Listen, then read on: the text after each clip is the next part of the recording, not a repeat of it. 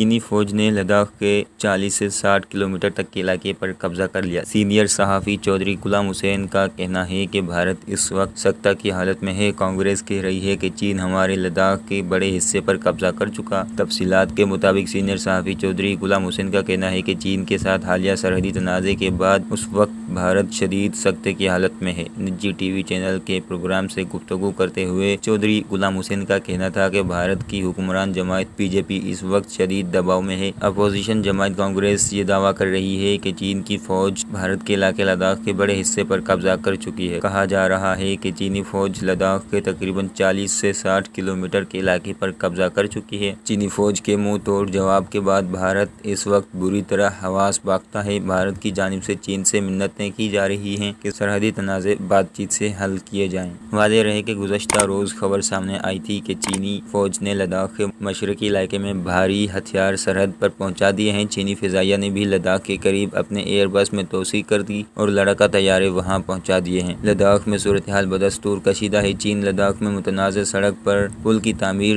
روکنا چاہتا ہے۔ چین نے ایئرپورٹ پر ملٹری قوت میں اضافہ کر لیا۔ لداخ میں بھارتی فوجیوں کی تعداد میں بھی اضافہ کر دیا گیا۔ گولوان وادی کے 3 پوائنٹس اور پینگانگ جھیل پر بھارتی اور چینی فوجی آمنے سامنے ہیں۔ لداخ کے علاقے میں بھارت اور چین تنازع شروع ہوئے 2 ہفتے سے زائد وقت گزر چکا ہے۔ بھارت نے اپنے توسیع پسندانہ غیر قانونی مقاصد پورے کرنے کے لیے پہلے نیپال کے ساتھ سرحدی تنازع شروع کیا، تاہم جب چین کے ساتھ جھڑپیں شروع کی تو بھارت کو بھرپور جواب ملا، جس پر بھارتی فوجیں پسپائی پر مجبور ہوئیں۔